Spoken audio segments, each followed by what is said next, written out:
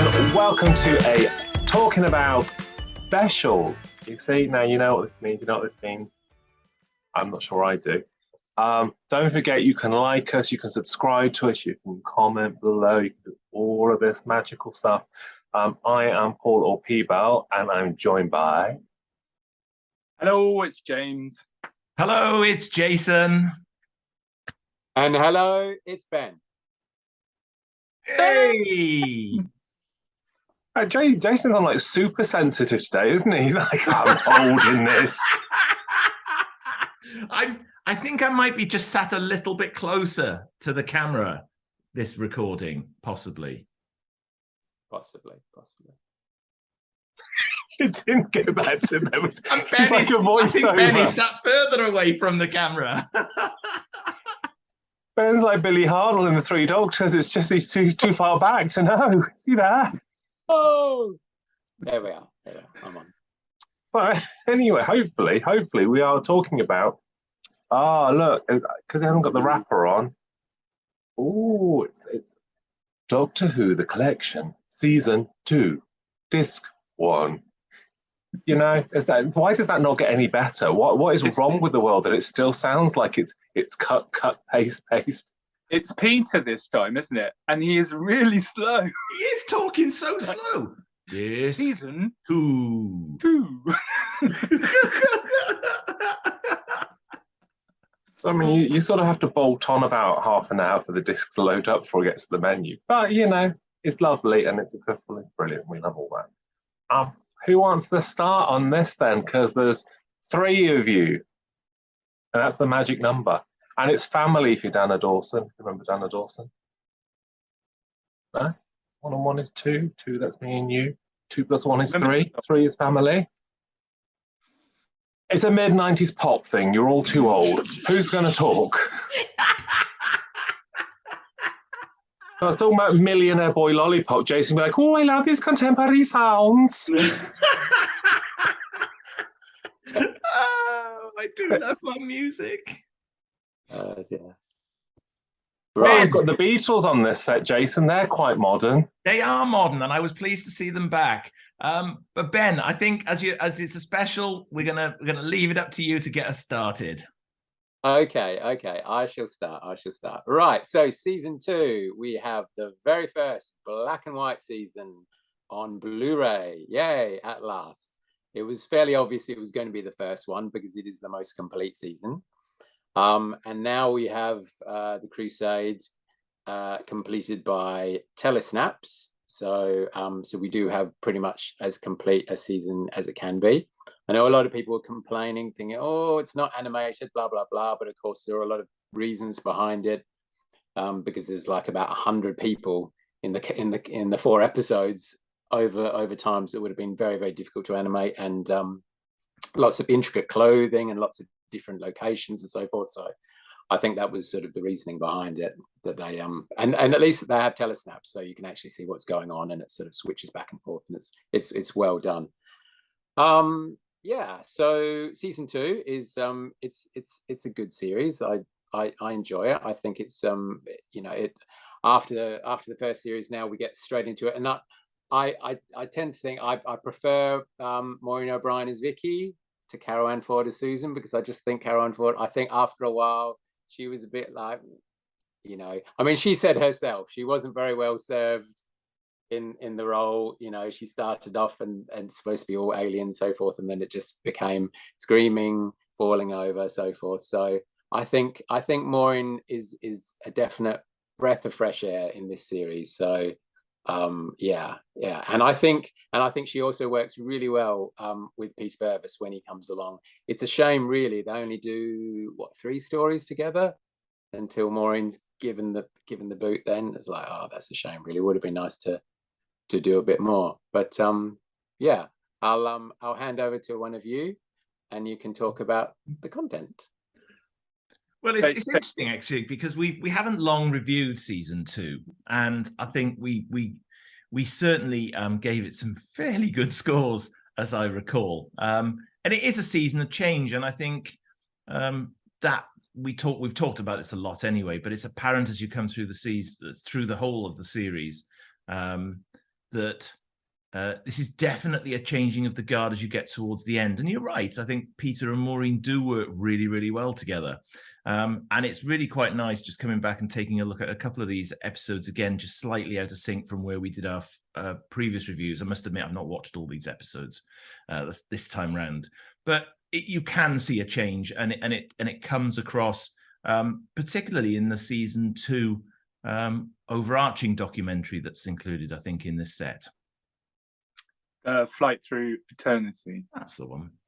Yeah, I quite liked that, and it sort of comes later in the discs, so it's a bit, I'll be very honest, it's quite sparse in places where you put a disc on and there might be just 4 things on it, whereas quite used to having quite a lot on it on every disc. I mean, there is 9 discs, there are 37 episodes, I believe, and you've got the sort of behind the sofas and everything else. But the Flight Through Eternity, I sort of came to it right at the end of my sort of viewing of the box sets, and I actually quite enjoyed that one. And it sort of, what you were just saying, Jason, it sort of charted the changes on the show. So as characters were leaving and new characters were coming in, and sort of explaining a little bit about what was going on at the time as well. As Ben, you've sort of alluded to the way that Maureen was treated, and it was kind of like, yeah, not here next week kind of thing. And then Peter was sort of brought in for, if I remember rightly, he was going to play one of the insects in the Web Planet, and then he was given a bigger part, and then he became a regular. So you've got those sort of, almost, if you like, behind the scenes sort of, well, this happened and then this happened, and it sort of takes you through each of the stories. So I found that it was quite interesting to watch. There's a lot. There's some really nice documentation that's brought up as part of this documentary, and there's some. I always love stopping and reading all the detail that's on the what they've picked up clearly from the written archives, and things like how much they paid William Hartnell for an episode and how much they had to put his money up for the second season and all that kind of interesting. All that kind of is really interesting background stuff when you're going through a documentary like this, I think. They skirt around a lot of that sort of, because there was quite a thing at the time, wasn't there, that they said, right, your priority here is to keep the 2 Williams.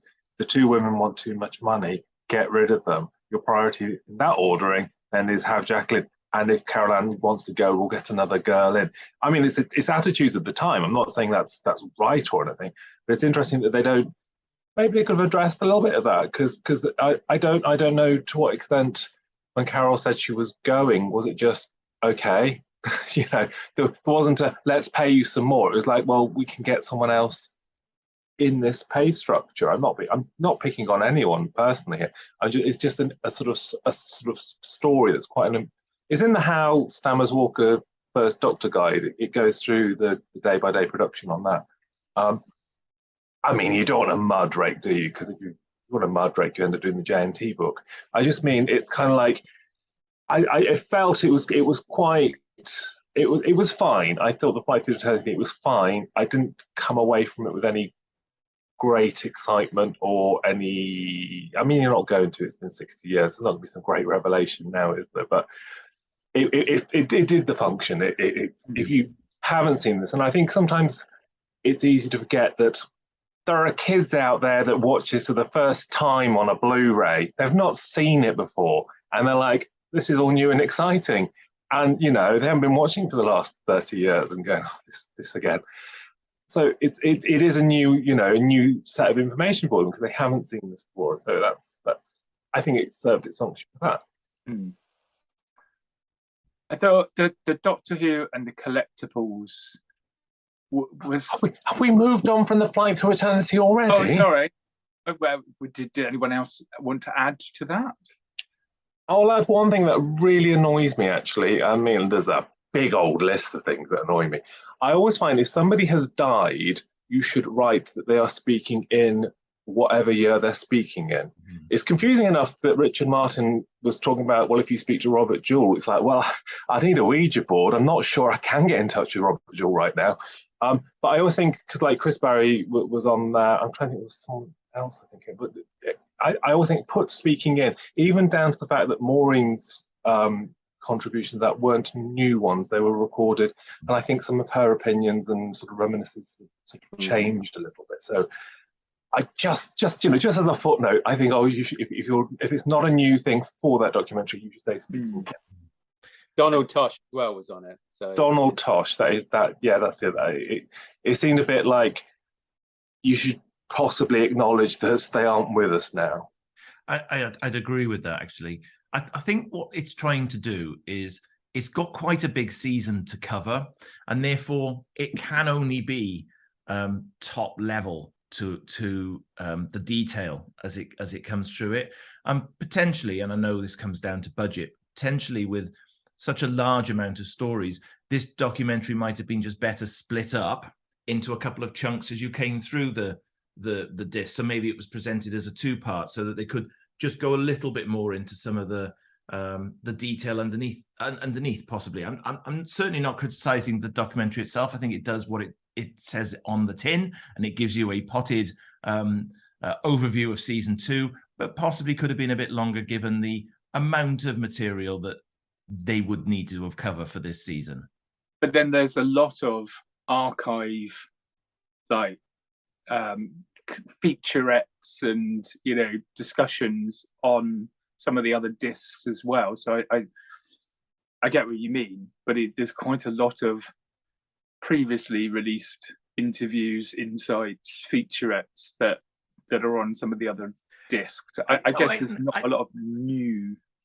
I agree with that, and yes, they're right. There isn't an awful lot of new on some of these, and it's understandable given the amount of money and budget and what they would have had to have done to the episodes and all that sort of. We certainly not a criticism here, but a lot of that we've seen before, and therefore I would have wanted. I always look for what the value add is for the box sets themselves, and I just would probably have wanted just a little bit more on that from an original perspective this time out. It's difficult because I know, James, you mentioned earlier about that there's not a lot on some of the other discs, like compared to some of the other box sets. But then, of course, it's very difficult. I mean, obviously, you can't compare it to, say, seasons 24 to 26, those sort of things, which have a wealth of material on them, because obviously we're dealing with something in the 60s where there's very little. I mean, the fact that we've got trailers on Dalek Invasion of Earth, and we've got a couple of audio trailers on a couple of the other ones, but otherwise, trailers and things are a staple of the later releases, aren't they? So that's the thing. I think they sort of try their best to fill up these discs as much as they can. But for example, the Dalek Invasion of Earth disc, even though that was released a long time ago, there was quite a lot on the original DVD, and so obviously there's probably not a lot you can then update with it. Do you know what I mean? So I think they try and do the best with some of them. I mean, a couple of the discs, I think the Romans and the Web Planet don't have any, apart from the sofa on all of them. Well, it's not on all of them, actually, no. But apart from that, some of them don't have a lot of new features either. They've just got their old features, which was sort of as much they could do at the time, I think. So yeah, it's difficult to sort of balance it out, really. It's always slightly disconcerting how rough some of the DVD documentaries look. I mean, the picture quality in some of the DVD, which is possibly a reflection of how they were shot. There are ones where you look and think, crikey, is this a VHS that you've downgraded and put on here? Like a VHS recording. It does. It's a shame, but I was sort of with Jay's. I think you could have done Flight to Return. You could have done it as two parts, halfway through, one half of the season, the other half the season, and you could have just dropped some more bits into it and expanded it. Because at the end of the day, if you're interviewing Carole Ann or whatever for the documentary, you're interviewing her for however many hours you're interviewing her for, and she's not there to say the documentary's only 45 minutes or I'm coming for you. She's there for the duration, isn't she? So James wanted to talk about the collectibles. Well, yeah, can do. I don't mind. It was. I don't know about you, but I thought it was an interesting bit of fluff. I was expecting it to be, when I saw the trailer and they were like, we're going to do this, and I thought actually there's probably quite a lot you can sort of, go into people's obsessions and how they start, and but I found, was it really short, or was it just me? Did I just lose interest like halfway through? Because it felt like it was like 10 minutes, and it was a couple of people saying, I've got this and I've got that, and there was a couple of bits where she went off and interviewed other people, but I kind of just went, I was really sort of slightly disappointed. I think I discussed this with Mr. O'Neill. I think, is this a case that this documentary, I think, is specifically aimed, I know I said about people coming to this set who haven't watched season 2 before.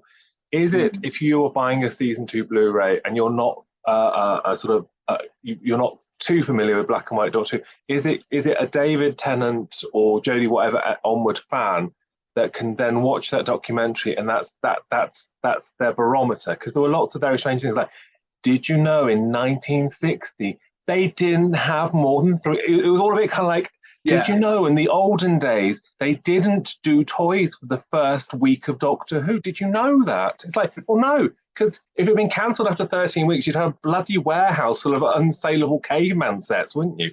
It's not how, I mean, but I think it was a bit more of a sort of, is it for the kids? I'm calling kids sort of anyone under 20.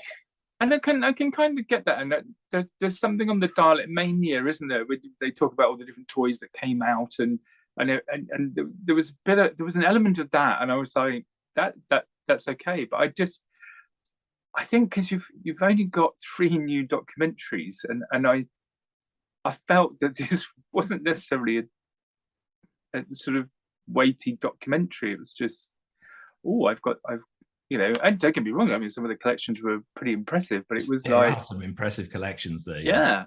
I just felt that there could have been a little bit more on that.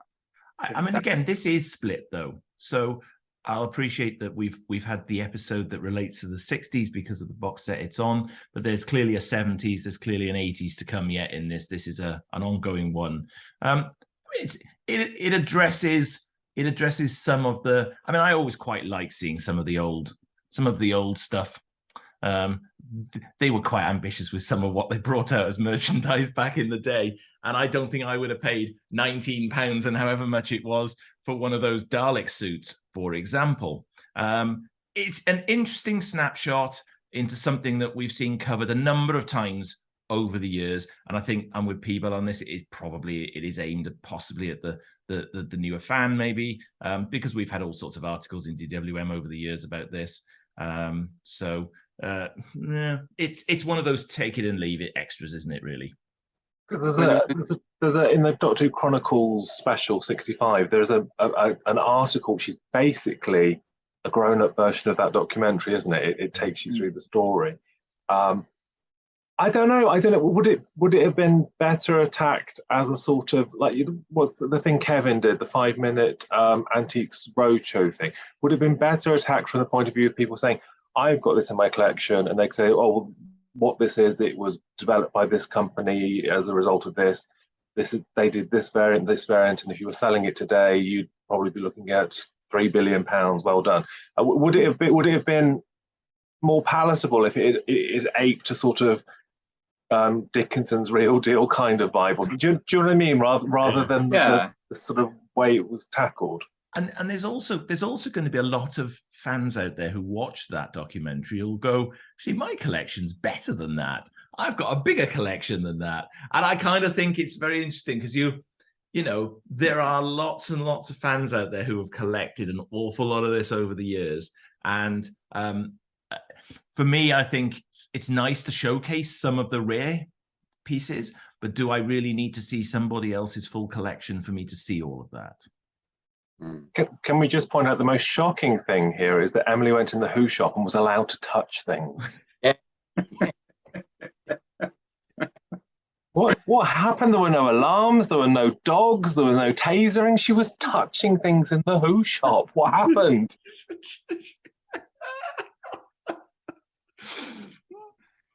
See, I'm not afraid to be indelicate, am I? I'm never afraid to be indelicate. Who cares?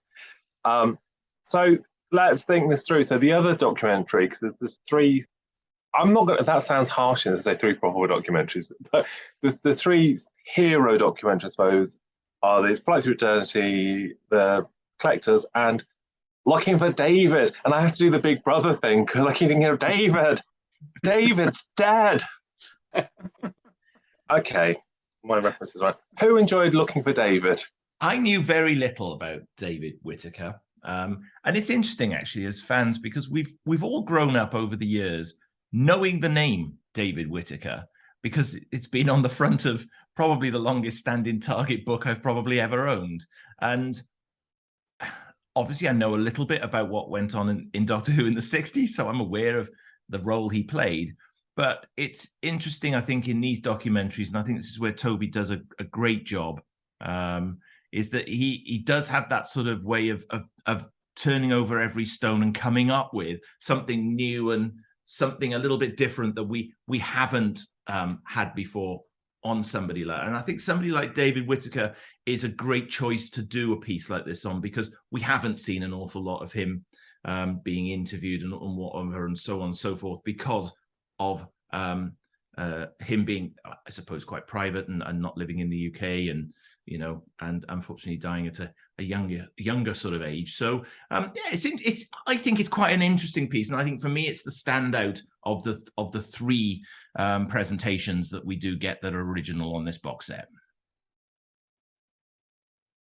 Yeah, I would agree. I think you're right. Toby's got such a way with storytelling that you just sort of get swept up, and he's got that wonderful ability to sort of take you down a path where he's sort of like saying, we're running out of places to find anything about him, and then he goes off to the archive, and he's genuinely really excited to go to the archive. It's like a kid at Christmas, and then the way that, you know, he tells the story of the relationship with the show and with Terry Nation, and then some of the other characters that are around at the time.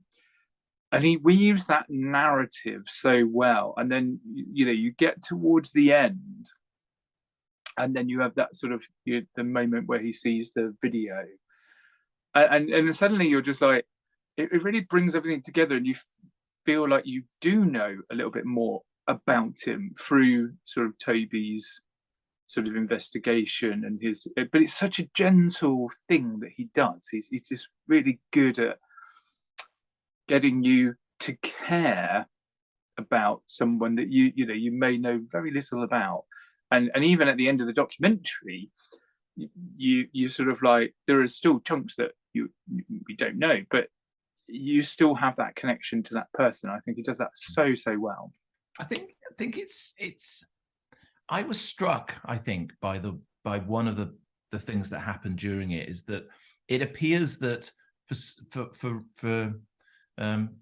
because of something that he did at a speech, he essentially gets blackballed out of writing and being involved in TV. He's sort of ostracized, and it looks like it pretty much sort of ended his UK career, and that for me, it was quite a shock, and that is definitely something I didn't know, and it just seems quite harsh for perhaps what happened to him because of something that he stood up for. Yeah, on the sort of leaps though as well within some of the logic, because like he goes to Australia and then he writes to say he's coming back, can he have a job kind of thing. As much as you could say he was black, you know, probably the fact. Also, isn't there a fact that you have left the BBC, you have gone somewhere else, you started other people will have gone up that chain, so to sort of jazz hands and say I'm back, give me a writing job, you would be reliant on people, not just the head of department, producers or people like that, you know, I mean, pitching ideas in, or I mean, as a writer, you also suspect he could have used the pseudonym if he was that worried about being blacklisted on something. Mm-hmm. There's a sort of, when that lady talks about him being going to a gambling club, then there's a sort of assumption that he becomes a gambling addict, but there doesn't seem to be any kind of theory behind why that is, other than just that he was down because he had a serious job. I'm not criticizing. I am criticizing, but I'm not poo-pooing the whole thing, because I think you do get a lot more information about David than has been out there before. You know, all the photos and the family, all that's lovely. There were just a few jumps in the story where I felt, is the jump being taken here because this is the narrative that we want to follow? Because, and I think my biggest upset with it, and I'll shut up, my biggest upset about this and the sort of it's like, is that you're constantly being asked to be upset for someone. The build to the emotional, isn't it sad that he died? Yes, it is sad that he died, but are you then asking someone to be sad that he had a sad life? I don't think he had a sad life. I don't think he had an unhappy life. From what he said, he had a lot of success. I mean, £300 for an episode of The Ambassadors of Death, when the average wage was £1,000 a year, that is not bad money at the BBC, folks. I don't think he necessarily had an awful existence. He obviously, you know, he had a marriage that ended divorce, but he remarried. I mean, I don't know whether it's a nice place to come at sometimes, to be like, didn't they have a sad end? It's like, well, no, they had to celebrate their careers, celebrate their triumphs, and do it doesn't have to have the teary end. And I don't know whether there's a predisposition to a teary end. Yeah, maybe they didn't want to necessarily go down a salacious route of some of the things, like, as you mentioned, like about the gambling and things like that. Maybe they wanted to keep it a bit more upbeat in a way, but at the same time, as you say, it does have a sort of a sad sort of riff going through it. But it was very interesting where they, you know, they found lots of photographs, because as Toby said, at the time, they show a couple of those photographs we've all seen printed in a celebration and those sort of things, but there were very few pictures of him at the time. And then suddenly in this documentary finds loads of lovely pictures and so forth, and that footage of him at the wedding. And unfortunately, what doesn't get mentioned is the fact that Alethea Charlton, who was in Unearthly Child, only just a couple of months later after that wedding, was the bridesmaid at the wedding. Because you can see it when they open the book, her name's put there, and then you can see her in pictures and also in some of the footage. I thought that was really interesting, actually, to point out the fact that only a few months after that she would have gone into Unearthly Child. Does she offer them mead? What she does in The Time Meddler, keeping on the season 2 theme there. Very true. Very I've true. been a meaty girl. Not a greedy girl. Not a greedy girl. The other thing that I find, again, God, maybe I'm in one of those moods. The only thing I find actually quite hilarious is when they do the interview with Carole Ann, who talks about how wonderful David was, and how if there was a problem with the script, he fixed it. He was an amazing script editor, all this stuff. Every other documentary on this disc, she says how poorly written for Susan was and how the character didn't pan out properly. And I kind of want to say, well, surely David, as scriptwriter and script editor, might have had some bearing on this. So when you're saying David, he deserved more credit, Neon Lights, he was an amazing person, he was the best story editor. When you're saying, well, I was promised this and the rest of it was rubbish and all I did was scream, is any of that to do with how David was dealing with your character? The number of times that her and Maureen exchanged the same comments in the behind the scenes. It's like, well, he didn't know how to write for me. Oh yeah, I had the same thing. Oh, you know, girly sort of screaming. Oh, I had the same thing. It was just like, and there she was going, he was amazing. Yeah, I mean, I suppose it wouldn't have been a great documentary if you to say he was so arrogant, he didn't listen to anything I suggested, and I'm glad he's gone and away. No, it is a nice documentary, and you know, Tim Coombs great in the talk and stuff. There's lots of, and the thingy chap who's got the house that literally hasn't changed since 1965. The interior design hasn't changed. Amazing. It's like sort of a retro museum. Literally amazing. I mean, it's kind of the house that will add loads of value to that house if he ever sells it. But I do think Susie, though, I think, you know, I think when you've got Chris involved in the sort of the making of it as well, you know, I've certainly enjoyed several of Chris's recent additions to the sort of releases that we've had, and I do think that has a bit of a knack of putting together a reasonably well put together piece. And him and Toby seem to work really, really well together. Taking the details out of it, I think they work really well together on these things. No, I'd agree. I sound like I'm being a negative Nelly. It's a great documentary. I think my sort of baseline on it is that I don't know whether I felt it needed to be tinkly music built to a teary conclusion. I don't know whether that's something that, unless it's a child dying from an illness or something, it needs to be there. I think it's something that you're asking people to go on a journey for, which they don't necessarily.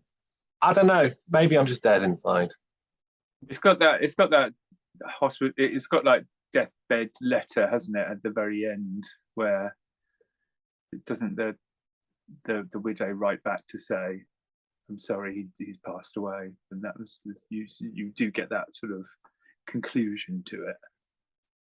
Sorry, now I'm going back to the Big Brother bit where Angie's got the bunches. She's like, "David's dad." I can't stop thinking of it, and it's really insensitive. And I need to just stop thinking it. Stop thinking it. Stop thinking it. Stop thinking it.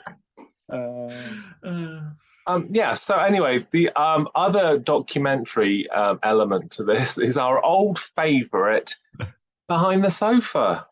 Where was it for Planet of the Giants? Please, it needed to be had. I think Carole's a bit bemused by that because she mentions Planet of the Giants in a kind of reference to say, I definitely did one called Planet of the Giants. We're not doing that one. We're not looking at the miniature one. Okay.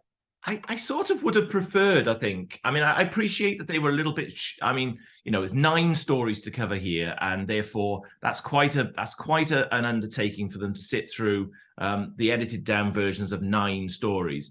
But for me, I think if I've gone to the trouble of having Carole Ann turn up and sit through the season 2 stories, I think I would have chosen Planet of the Giants, and obviously then moved into Dalek Invasion of Earth, and possibly taken out something like, you know, one of the later stories, and you know, and evened it out a little bit that way, on the basis that I know that you can only have it. But again, I did have a couple of laugh out loud moments watching through some of these.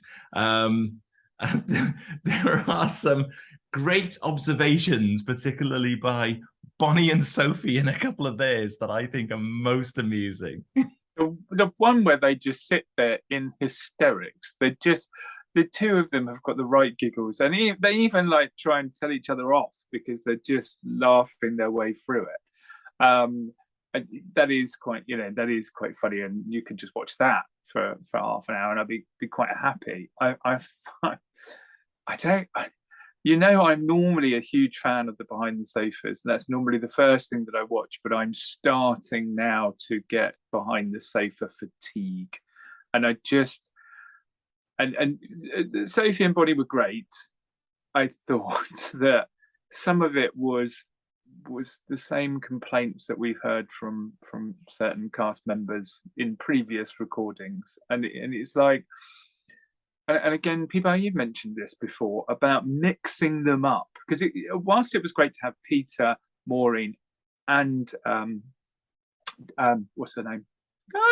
Carole Ann. I have to get her.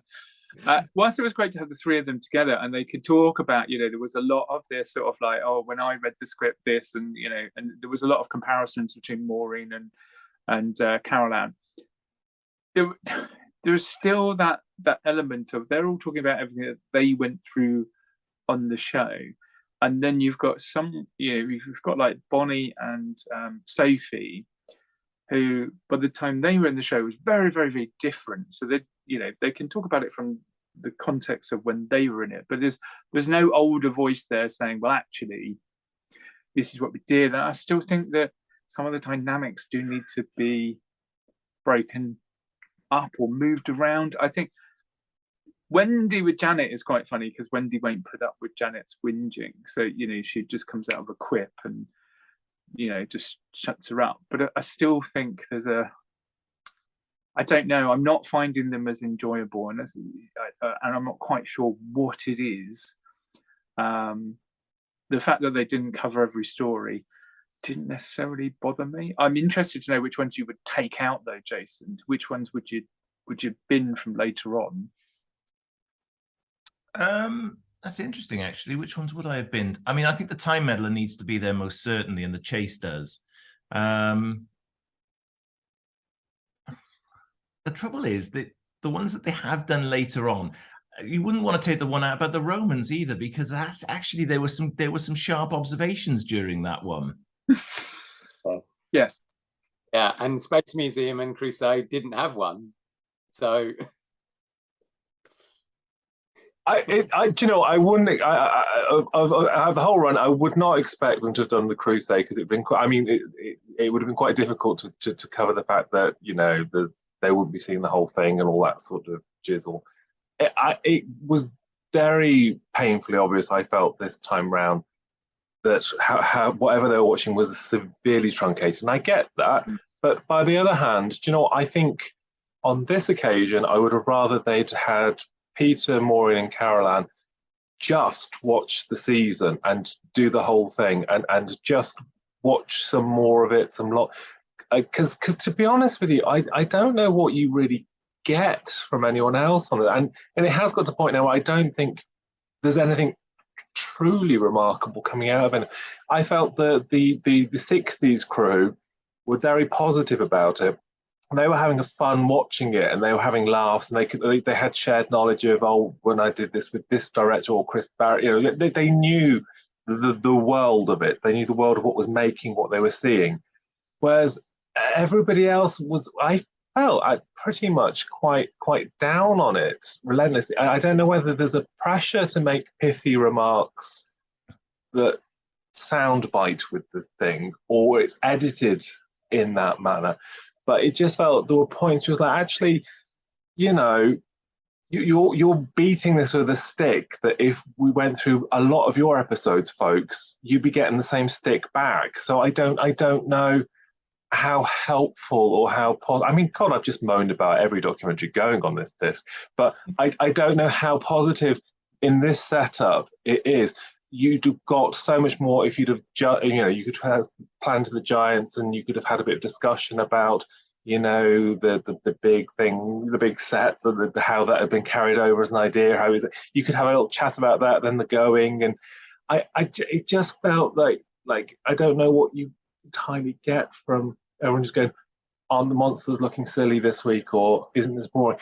And because of the way things were edited down, there were certain scenes where it felt like their reactions to that scene, if they'd have seen the whole of it, would have been different. And there were a few bits, because Janet's always obsessed with everything being terribly anti-woman and all that stuff. There were bits where it's like, actually, no, if you saw the whole of the context of this scene, or the whole of I mean, even down to there was just that silly bit where Ian tells Vicky to shut up in the chase, doesn't she? Shut up, you little idiot. And then within the next line, she goes, well, you shut up, you big moron, or something like that. It's literally the response to it. But because you don't get the response to it, then it's like, telling the girl to be shut up, that's outrageous. That's how it always was in those days. Like, it's not, though. It literally isn't how that scene even flowed. So it frustrates me, and I think it keeps frustrating me, because I'm just not a happy person. And you find that each group says the same comment. Yeah, which again, I find really odd, that they go to like the 60s and they go, oh, look, it's so-and-so. And then you cut to Sophie going, oh, look, it's so-and-so. And then you cut to Janet saying, oh, look, it's so-and-so. And you're just like, okay, it's like, I've got it in stereo now. It's almost like you want them to pull out different bits that they've spotted, rather than they've all been told, oh, at this point you'll see so-and-so make his first appearance. And it's like all three groups say the same. I don't know. That's more noticeable on the intros now, isn't it? It's like, well, the next story we're going to watch is called The Romans, which is a 4-part story, and the next one goes, and this next one that we're going to watch is The Romans. It's like, yeah, the last punch just told us this. Yeah. So all of them introduce it, and it's kind of like you don't need it. And there's definitely been a shift on feeding things. You know, all of a sudden, you know, there's a lot of back knowledge there, which I don't think any of them would have had. But it does frustrate. I just honestly, I think, but I don't know whether going forward it would work better. I know, or no, I just was, but I think I would have I think the 60s gang, it would have been nice, I think, and it would have been quite a nostalgic and quite a sweet thing if they'd have just done all of it. And because they could have done the Crusade, because to be honest with you, Peter, I think, is he's worth his weight in gold as a sort of moderator on these things, and he's good at facilitating the so, you know, you tell him it's one where there's 2 missing, and he knows to cover that there are 2 episodes missing, and they'll know what missing episodes are. Yeah, it's fine. And it's a shame because poor old Maureen, by the end, I mean, she's fairly jaunty to start with, but by the last, especially sort of when it gets to the time meddler, she's very much down on it. And she's like, watching these back has made me realise that Vicky was really wet. And I was like, oh no, because if you'd watched I mean, the Space Museum, she leads the bloody revolution, doesn't she? It's kind of like, it's like you've shown little snippets here, and I think it's given a wrong impression, and it's a bit annoying. I mean, I found it amusing that none of them could say Coquillion. Because all three panels struggled with that. But yeah. Can Jason say Coquillion and the Slithines for us? Now, don't get me started on the sleep. I can't say that word. I genuinely can't say it. Slithine. There you go. I've said it now. And Coquillion. I can do Coquillion. You can do Coquillion. Yes. Or even cocky licking, as Barbara calls him. That's rude. That's rude. What strange new edit were you watching, Pan?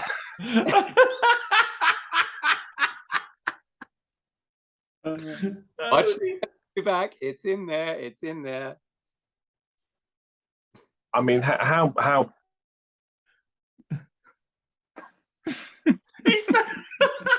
just watching because it's on the. I think it's on the documentary. What hair didn't go up? It's the unwritten thing. Forget Sophie in the water tank. Babs in the naked flame with that hair.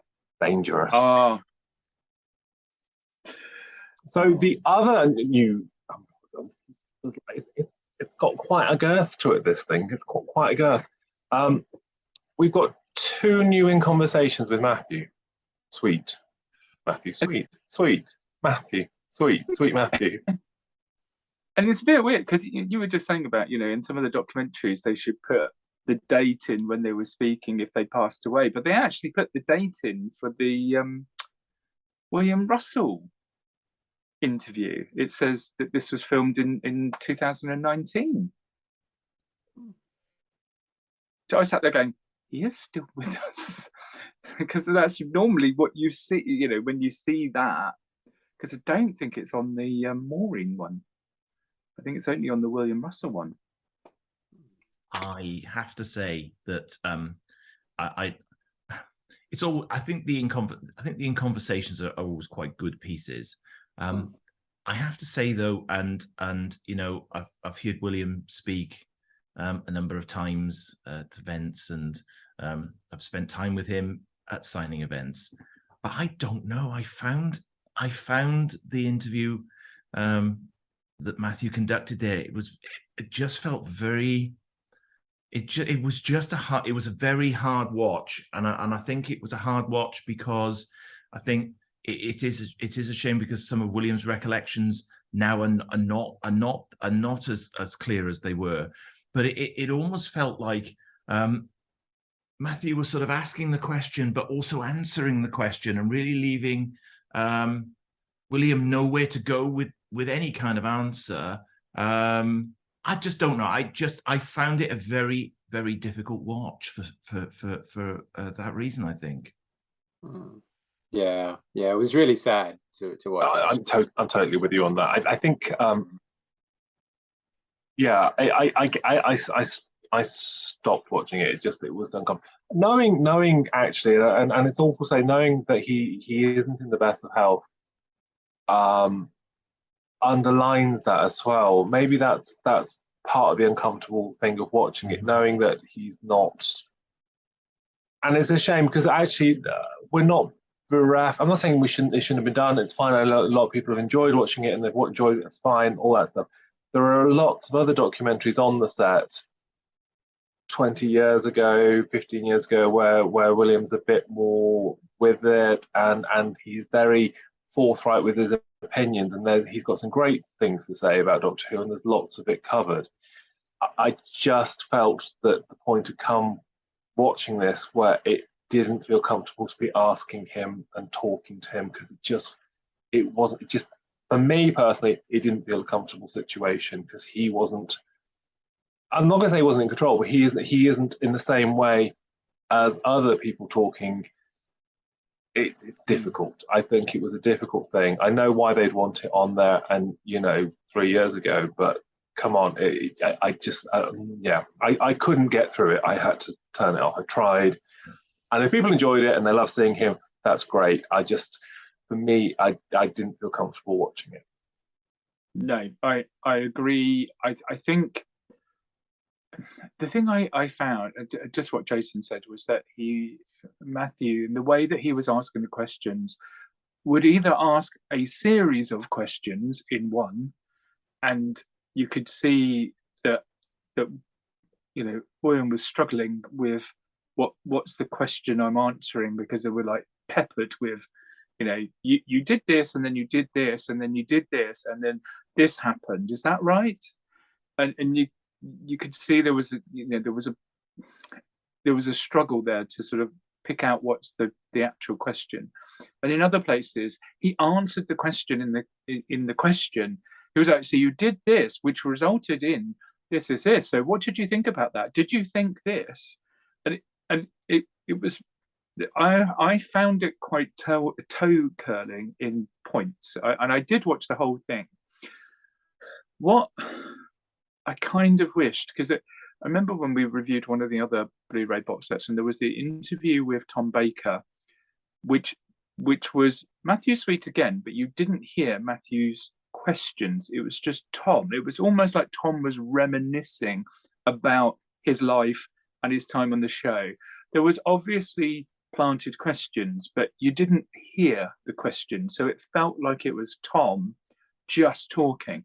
And I kind of wish they'd done the same approach on this, because I was being distracted by the questioning and not necessarily picking up on the answer. And even if that meant that parts of it didn't necessarily flow as well, I still think what you would have ended up with is a more natural sort of interview, if you like, because the Tom Baker one is brilliant, and he goes off in lots of different directions, and he pauses and he stops, and then he picks up another thought. And I just thought you could, I know that William's sadly, not very well, but it would have felt more natural rather than having this sort of like, I'm going to ask you another question, I'm going to ask you another question because I'm not getting an answer, so I'm going to ask you another question, which I found really off-putting. And that's just my opinion on that. Yeah, it is sad to see, and you can see that also it's probably been heavily edited as well, in just to try and get around the fact that obviously he's struggling. So yeah, it was as you said, Paul. It's good to have it on the set, but because obviously they want to include it. But you can see also why clearly they never have him on the behind the sofas or anything like that, because it just wouldn't work, because he's just not up to it. So yeah, it's good to have it. But by contrast, the Maureen interview I think is fantastic. I think it's really, really good. It's great to hear about so much of her life, and but also quite sad as well, how she seems to sort of sort of like put herself down and say, I wasn't really that good and I wasn't really that good and everything. And it's just like, you know, you can see that, you know, the stuff that she gave. I mean, as I said earlier at the beginning of this recording, that I love Vicky. I thought she was a great breath of fresh air, and I think she was a really good companion, and I think Maureen played her really, really well. And so it is sad to sort of see that. But I mean, when you hear about the stories about the press intrusion at the time and how different it was, and also how she pointed out where, you know, she'd be on the tube and people would just be staring at her and talking about her, and she's just sitting there. I mean, it just must have been, you know, talk about thrown in the deep end, and literally having a lot of that backfire on you, and feeling really like a goldfish in a bowl. Like everyone was just literally staring at you. I mean, luckily on the good side of it, you had you know, you had the regulars who sort of, you know, rallied around her and you know, were great to her and treated her really well. But yeah, I enjoyed the Maureen interview very much. So I think Maureen can hold her own, and I think that's quite important in this setup, because again, I'm not saying something unpleasant, but I do find sometimes there's a narrative drive in the interview of, I'm saying what I think the situation is here, and it's a statement that you're then being invited to sort of disagree with or agree with, or things are sort of. Do you know what I mean? He doesn't say, so how did you find the working environments in Doctor Who? He goes, so this is what the situation was here, and this and this was this and this. And it's kind of like there are points, and she extracts herself quite well from where she says that she wasn't listened to. It's like, so it's the director, that's who wasn't listening to you, is it? And she's like, it's people. I don't remember. I just remember. And she doesn't fall. Trap sounds horrible, but I don't mean it in that way. But I think there are a few points where I feel that there's a corner that's there that she extracts herself from quite eloquently. He does a similar thing in the same interview where he tries to go down the route of her relationship with Bill Hartnell, and you can see that he's trying to drive or get something out of that conversation that when we all know what her relationship was like with him, but I think he is trying to take it down a path, and like you said, trying to not adjust the narrative, because obviously that's not what he's attempting to do, because in a good interview he's trying to extract the information out that he wants to get across as part of it. But I think some of the questions are a little too leading. It was like that, the Michael Grade one, wasn't he, where he just kept going with the same theme. And I think, you know, there are some of his interviews are really good, and you just want to listen to the person that he's interviewing and their reminiscence and their experiences, because, you know, Maureen was treated quite badly by the show, and you know that she does talk about it, but you kind of just want the narrative to come from the person being interviewed and not the interviewer. Because it's like, this is my view of everything, and I want you to either agree with me or tell me that I'm wrong. And it's like, no, it should be, what happened? You know, you were in the show. How was your relationship with the other characters? What, you know, how did you feel when it all came to an end? You know, what happened next? I don't want to be too negative, because there are good interviews, but the William one aside, this one again, there is a slight tendency to lead on the narrative from Matthew's point of view. You should be guiding across it, and sometimes I think the narrative is being led too hard. She's very funny, and I think her humour comes shining through it all. I like the thing when he tells about she's told the writer that it wasn't in Shakespeare, and she's like, haven't changed. It's nice. There's lots of sort of bits that I think she acquits herself well in it. Well, that bizarre bit at the end where she's like, I was just transfixed by your socks throughout. You're kind of like, man, why would you? There's such a divert here. There's a documentary where Victoria Beckham decides she can become an interviewer, and she talks to Michael Parkinson, and she says, what tips have you got for me? He said, first rule here, I wouldn't have that fluffy pen because it's distracting, it's drawing attention to you. and it's distracting the person you're interviewing. So it's quite, it just reminded me of that kind of thing of actually, she should have been focusing on your socks. That's not a great place to be at. But yeah, I think she comes over well. And actually the lovely stuff about William Hartnell, because again, I think people always want to get you to say he was a nasty racist and condemn him, rather than saying, actually, I can't remember her phrase. She says her Catholic thing is that she loves the sinner and forgives the sinner, or something like that. And it's true, because you're not asking her to say that she condones racism or homophobia or things like that, but how intrinsically are you asking someone to take that as William Hartnell, the person? Is it just that you see him for, or is there a person and that's part of the person?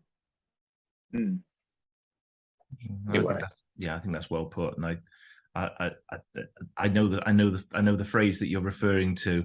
It's love the sinner, forgive the sins, I think is what I think she says. But it's she clearly, I think, in the last, particularly she's been to a number of Phantom events just recently, and every time we see her, she's so full of enjoyment about meeting fans again, and it's kind of nice to see that sort of that passion back with her, because obviously I know that she has been disillusioned in the past, but I think certainly in the number of times I've seen her in the last sort of 12 to 18 months at Phantom events, most certainly she's got that sort of pleasure and that passion back, I think. And I think some of the recollections and some of the discussions that we're having about the show now with her, I think they're really good, and it's nice to see that.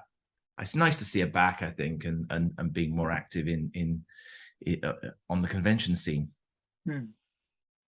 Tickets are available on www.phantomevents.co.uk. The other new thing, we get one new commentary, don't we? Correct me if I'm wrong.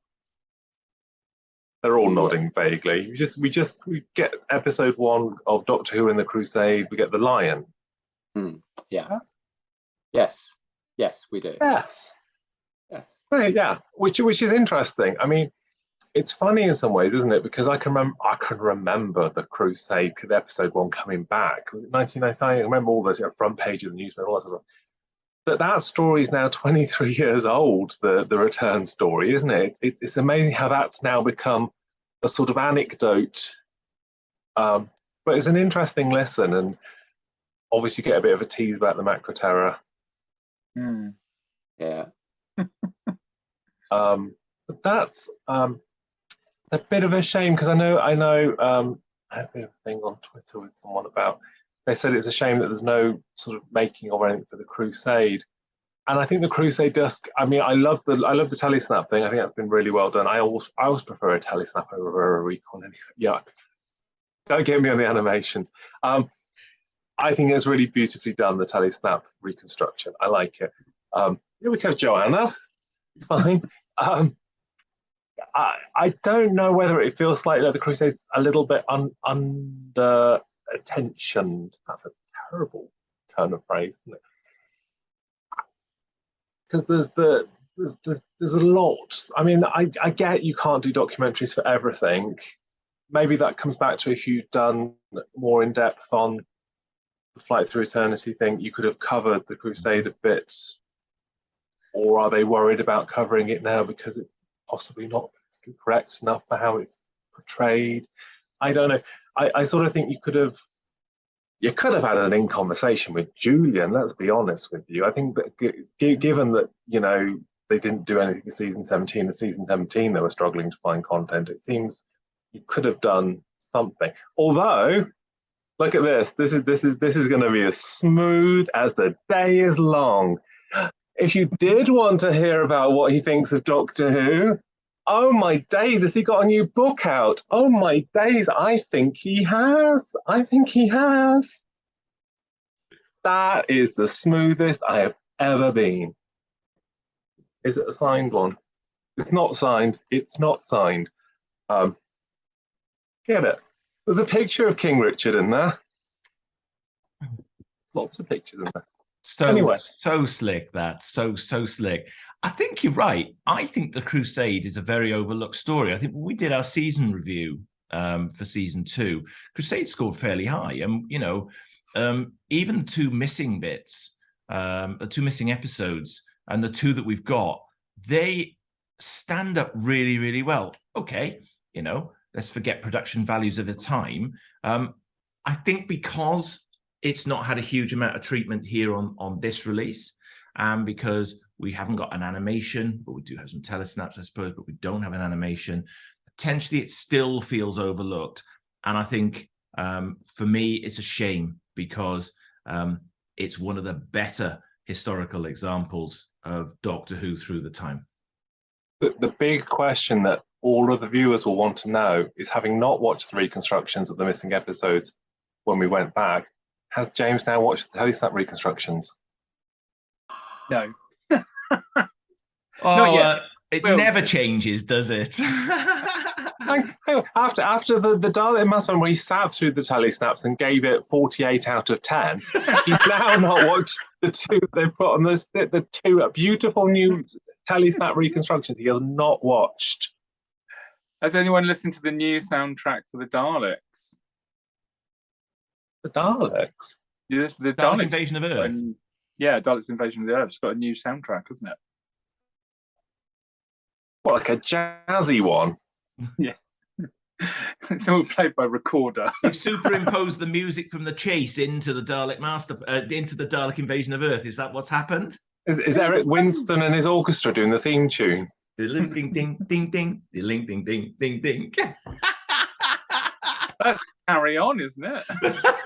Actually, it sounded a bit Parkinson, actually. I was going to make a joke, and I'm not going to do it. I'm not going to do it. I'm not going to do it.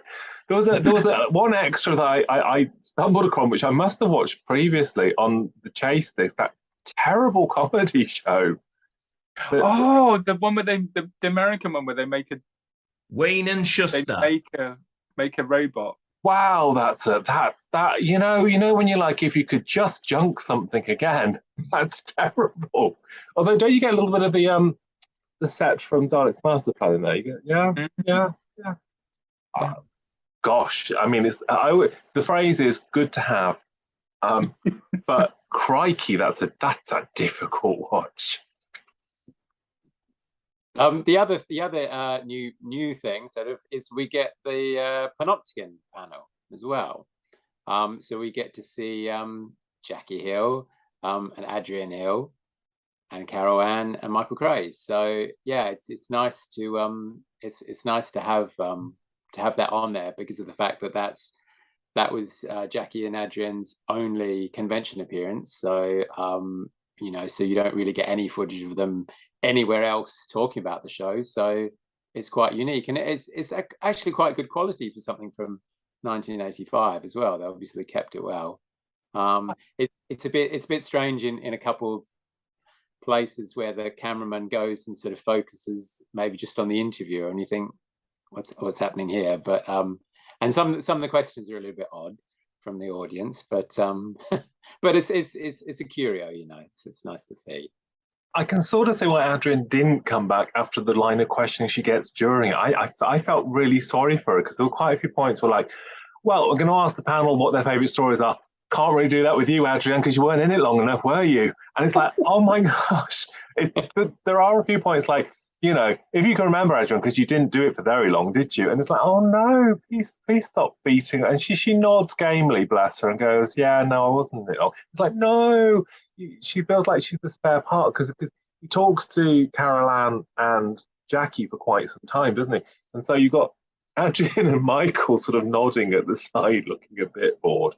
And then when he does acknowledge Adrian, there's a bit of a, you weren't in it long, were you? You only did the one. You died really quickly, didn't you? And it's like, oh no, this is horrible.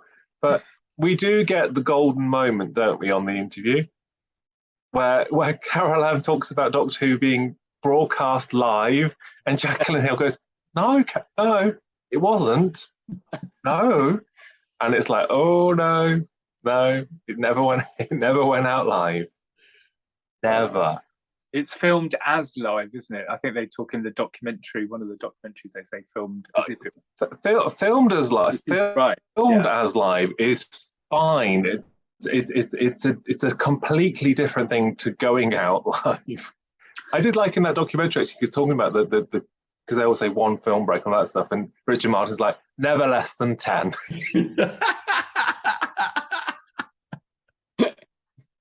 They do pull out a number of times that you know, poor Hartnell fluffs his line. There's a number of times I go, oh, that was wrong. That was supposed to be something else. But yeah. Although I think there are a lot of made-up Hartnell fluffs, aren't there? There are a lot of anecdotes. It's like I don't think he ever did say quite that. It's a bit like the fornicator one. It's one of those things that makes a great stage panel, but the reality is it probably might have happened in rehearsal. Maybe. But you know, it is a nice panel because it's interesting. And Jackie says that she's having a great time meeting fans and answering questions. And I don't know whether Carole Ann got her in a headlock at the back, said it went out live. You want to come back again? You toe the line, woman. But she doesn't come back, does she, for old Jackie? No. It's a shame, really. The other feature that you have all walked past, and I don't know whether anyone saw this at the BFI, because I think they talked about it, didn't they? I wasn't at the BFI for this one. No, I wasn't either. Was anyone here at the BFI? Oh, actually, I was. That's right. I completely forgot. I was at the BFI, yes. Oh. And I saw the Time Meddler up on the all right for some. All right for some is all I can say. Hey, what do you mean all right for some? Were you doing something that you weren't enjoying as much? Is that what you're saying? No. I was doing what I should be doing. Anyway, I believe they discussed in some detail the 12 seconds. Not Euston Nodor 7 seconds, which is a completely different thing. Yes, they did indeed. The panel at the BFI talked about the missing 12 seconds and how they reconstructed it. And when I was watching it, I mean I knew where it was coming. And when it happened, I thought actually that's quite good.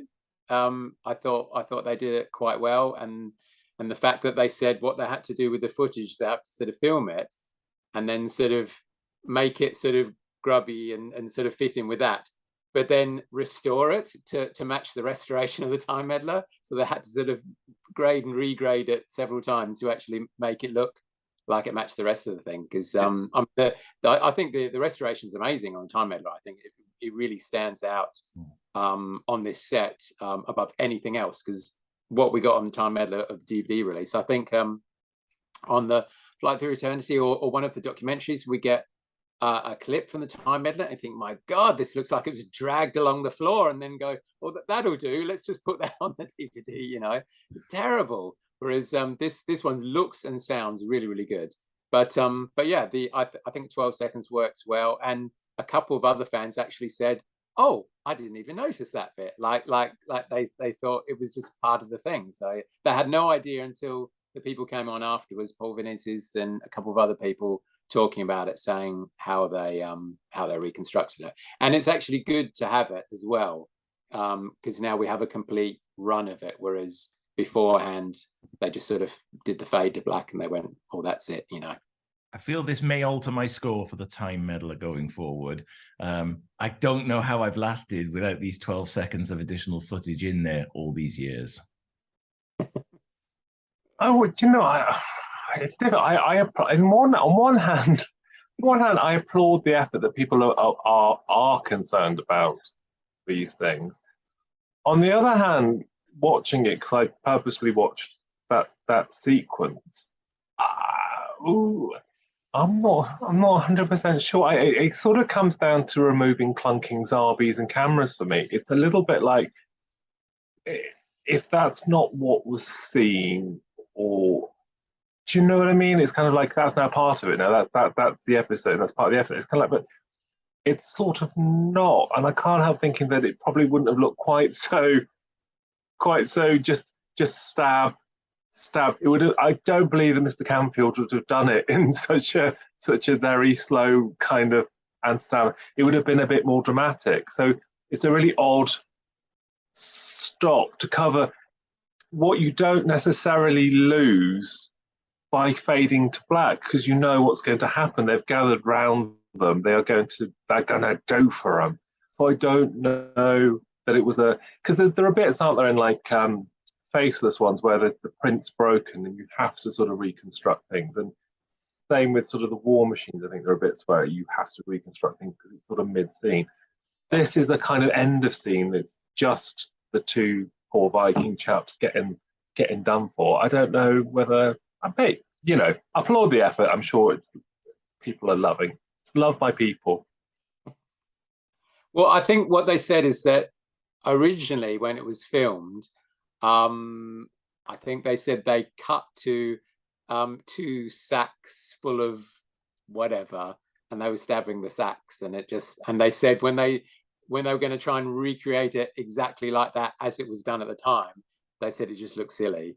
So that's why they had people sort of dressed up, and I thought they matched the costumes quite well as well.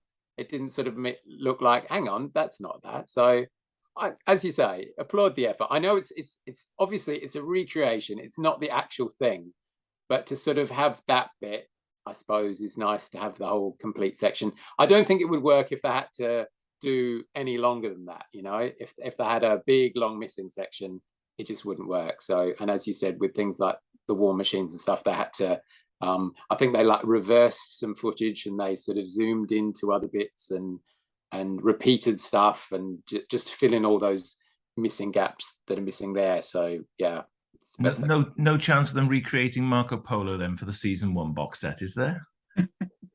Can you imagine all 7 episodes having people dress up and whatever? No.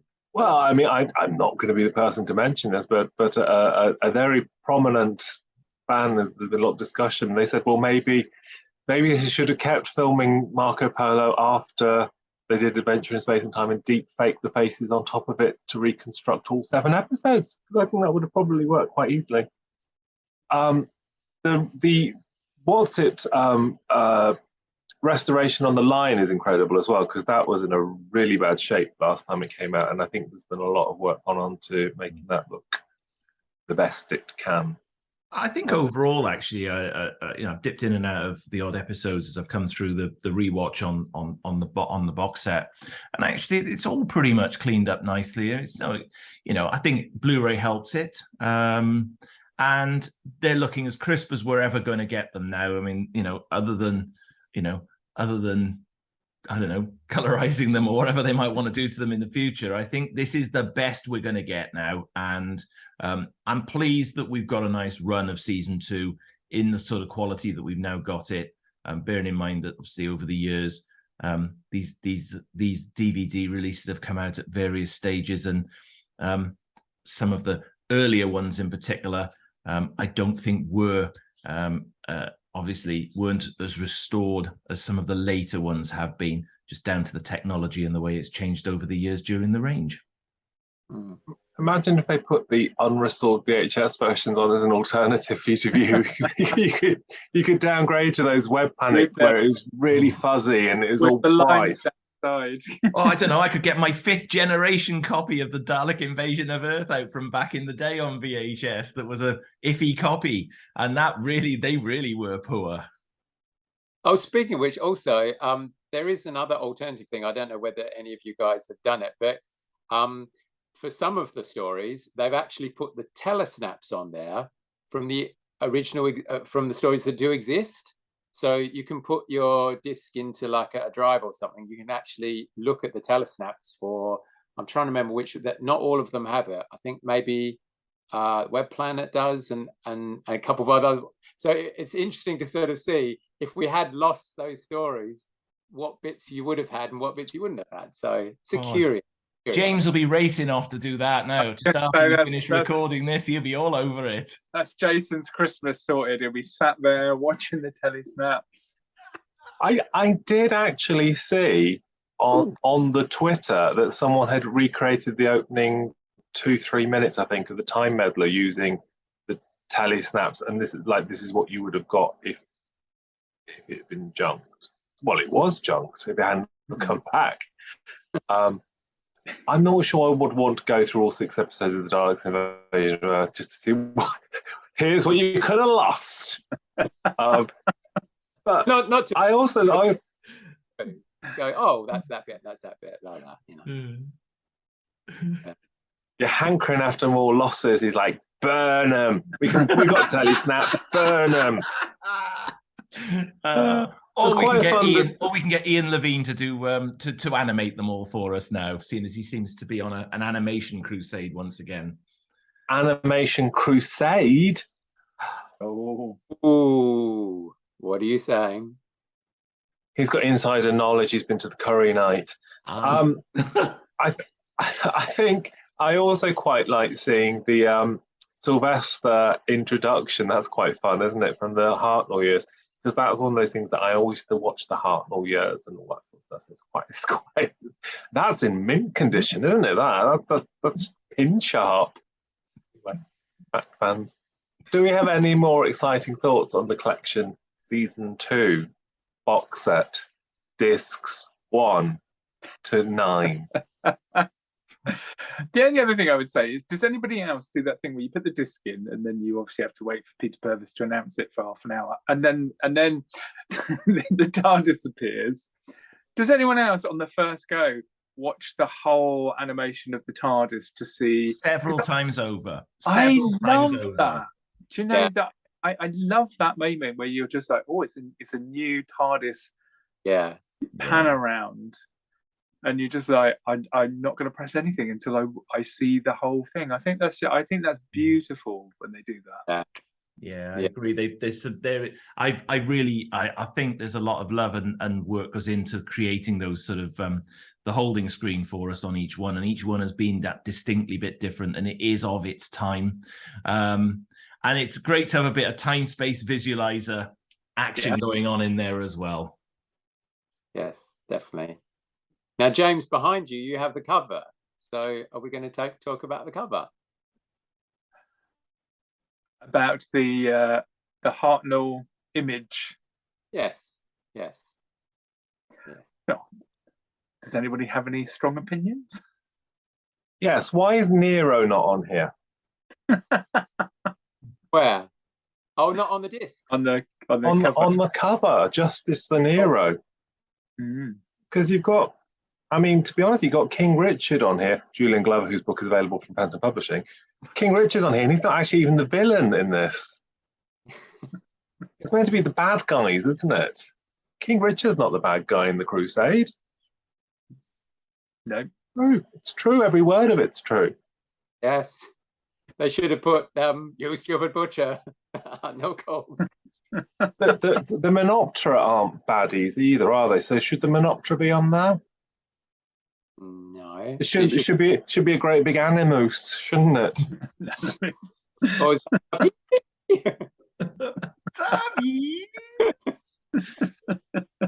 Should Dracula be on here and Frankenstein? and Rhoda de Winter as doing her and Shivan. She should be there. Yes, exactly. The Vikings should be on there because they're bad. They were mean. Ulf and Sven. Oh, Sven with his top knot should be on there, most definitely. Oh, Jason. It would wrinkle. Yes, I don't know. Do you know, it's nice. It's nice enough. He does look a bit strange because he's a composite, isn't he? I can still do my QVC thing here with all of it. I watch a lot of Ideal World when it gets to 1 o'clock in the morning. Love it more than anything in this box set. No, they're nice. They're always nice. I'm sort of, what's it? Oh God, I just like Nasty Nina. I don't know what this is all about inside though. I don't know about the Dalek in the Quagmire. I don't know what that's about.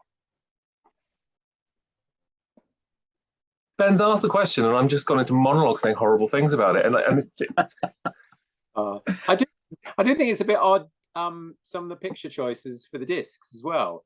It seems to sort of completely skip, apart from maybe one of the last discs, it seems to completely skip any of the villains and things like that. As you say, if the villains really aren't on the front, it could be on the discs, and they're not on the discs. It's basically just Doctor and companions on almost every disc. And I was thinking, hey, seems a bit odd not to put some of the villains and other people on there. I don't know. Who knows? Maybe so a lot of people don't pay attention to the disc. They just look at it and go, right, that's that disc. Okay. In. Yeah, because then shouldn't Thingy that's doing the strange chemical, shouldn't he be on the front as well? What's he called in the Planet of Giants? He's a bad guy. Forrester? Forrester. Where's Forrester? Why isn't Forrester on the cover of my box set? Why is there no massive cat? Yeah. Forrester. Or a big matchstick. Over the telephone. They could have had a big matchstick along the bottom, and the flame from the matchstick could have been what came up the middle. Oh my days! I was just looking at the booklet that I have here. That one looks. Oh, it looks like it's signed by Julian Glover, who's got a book out from Phantom Publishing. Hey, how did you? Amazing! That might be the first one he's seen. Blu-ray set, not book. He's got lots of books. Yeah, he's got lots of books he owns, but he's only got one that he's written. Do we have any more thoughts? I haven't even had a drink. Do we have any more thoughts on Doctor Who and the collection? I'm going to need a drink after this. People are selling these for 20 quid online. What is that? Who does that? What? Oh, cardboard. Yeah, the cardboard. 20 quid. Really? That's how much they're going for on eBay now. 20 quid for the insert. Crazy. I know that someone said season 10, I think it is going for like 200 quid or something like that. The original one, even though they've re-released it now, but apparently the original one is really difficult to get. And someone said, oh, you can't get it for about 200 quid. It's like, oh, that's crazy. I think 10 and 18 for some bizarre reason kept their value, whereas most sensible folk have gone, actually, I can get it in a smaller packaging that won't get battered, and I'm very happy with that. Thank you very much. There's a documentary idea for a future Blu-ray. So, gentlemen, I'm going to pose the question.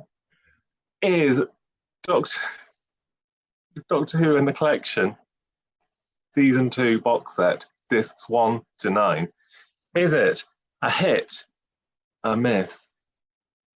Maybe. Okay. We'll go to Jason first because he'll take the longest. We can all have a little break. I will quite happily go first on this one. As you know, I'm a big fan of this particular season. In fact, I'm a big fan of black and white 60s Doctor Who in general. So it's about time we got a set showcasing some of that 60s gloriousness in Blu-ray. 9 stories, you can't complain about having 9 stories, 46 episodes, however many nice little bits of gathering together of the DVD stuff that we've had over the years. I do think that it's a little slim on new value-added material. I would have liked, I think, as I've already said, perhaps to stretch the Umbrella documentary out and come, take it in a couple of parts and drill down a little bit deeper.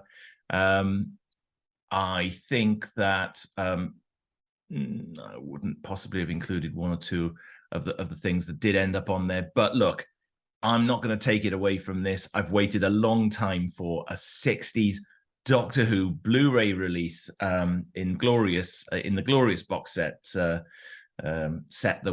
we're now building nicely. And even though it's a little light on value added, it's going to be a thumbs up for me because it's 1960s Doctor Who. Yeah. That was longer than Flight Through Eternity. Oh. Can we just check, Jason? Is the shrink wrap off the copy behind you? I can confirm that the shrink wrap is off the set that I've got. and I am desperately panicking that the plastic insert will fall out at some point because it's quite. It's a real fear, isn't it? When I got like, it's like a Russian roulette. When I got about 3 discs from the end of the box, I was like, hold it gently. I know. Yeah, hold it gently. I was like, don't break. I'm super worried about this. Well, you're just being carefree there. What's that about? This is going to fall out. But hey, I have opened it. The actual box set is... Jason, do you not have a spare? Possibly. What? You're not someone who orders it multiple times just to make sure that they got it in advance of release and then still didn't watch it in advance of release, are you? I did panic on the Wednesday that it wasn't going to arrive after release. Yes. And in fact, I do still have a second set of it, yes. And it's the shrink-wrapped one that you've watched. This one I've opened, the other one I haven't. What people don't know is he hasn't got a Blu-ray player. So he's opened it, but what's he done with it? He's there trying to put it in a VHS machine. He's got it on the reel-to-reel and it's scratched it. Oh, dear. Oh. So, hit, miss, or we had that from Jason, I think, about a week ago. Hit, miss, or maybe, guys. Okay, next then. I think it is beautifully restored. I think I dipped in and out of it as well. I've not watched all of the episodes because we've watched it quite recently, but the ones that I have seen, they do look beautiful, and I do appreciate some of the sort of care and attention that have gone into things like the Crusade to do the Tele snap part. I think it's light on new stuff, but it does bring together a lot of existing stuff. I'm on the maybe on this one, I have to say. It pains me to say it, but there's not anything that really just, having recently watched it, I think as well, I was expecting lots of new stuff, but not much. I do like that you said it's great to have the telesnat reconstructions that you've not watched. I won't watch it. No, but it's nice for people like Jason who will watch it. People like, I watched them. How dare! I think it's well known that I don't really like the telesnaps, but I have to if I have to. But he doesn't really like Doctor Who, but he has to. He has to. Rude. That's rude. No, I just haven't rewatched the Crusade in this particular rewatch. You can remember the Crusade at the time. There was a lot of bad blood went around the country. What do you mean? You'll be telling me next I was there at the actual Crusades themselves. Oh, no. You'd have been like, oh, it's all very violent out there. If King Richard had had a top knot when he went fighting, you'd have been straight on the boat. I'd have been all over it. Don't you worry. All over it. Oh, right. Ben, we're still going. What do you think of this maybe? Right. Well, what can I say that hasn't been said already? Yes, the highlight of this set is the fact that they've gone to town on the restoration, particularly on the Time Meddler. And Dalek Invasion of Earth, I think, is the new print as well. The rest of them look really, really good. I know there's complaints from some people that it's not a lot on here, blah, blah, blah. But as I pointed out earlier, it's the 60s. There's not a lot else you can do, really, because they filled up most of the DVD releases with as much as they can. There's not really much else you can do here. So I think they've done as much as they can, and it's good. I like it. I think it's great to finally have a black and white series out, because I know a lot of people were worried. They're thinking, oh, are they ever going to do them? Blah blah blah. And it's like, yes, they will, and they have, and it looks really good. So I'm very happy with it. I look forward to the next black and white release, whatever that may be. And so I say this is a hit. Hey, look, it's all positive and happy and happy.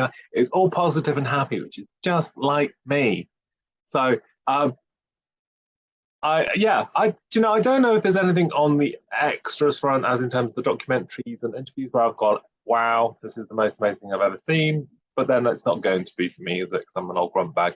But I think the restoration on the episodes that are on the set are worth the price of it. I think there's the significant upgrades on a lot of these, because I mean, some of the Crusade episodes on the Lost in Time set are a few gens down from what you get here, and so that is, I would also say it's a hit. Yeah, you miserable old bag, you and your maybe. Look at him there. I'll watch the telly snaps any day. Yeah, look at old maybe James there. Who's that? Who is he? Who is he? He ain't cosplayed. He ain't giving it the thumbs up. Who even is he? Not done nothing. So it looks like you're going to go do over your local Nissa when you put the hood up. Nissa. Oh dear. But it's Right. nice. Anyway, well, thank you very much for talking about Doctor Who and the Collection Season 2, Discs 1 to 9. Thank you. As always, a great pleasure. Thank you. I have to say several times I can get it on. And he hopes the camera stays with him. Off greedy girl Jason. Oh, anyway, well, thank you very much. If you did survive all that, don't forget to like, subscribe, write things below, and we will see you very soon.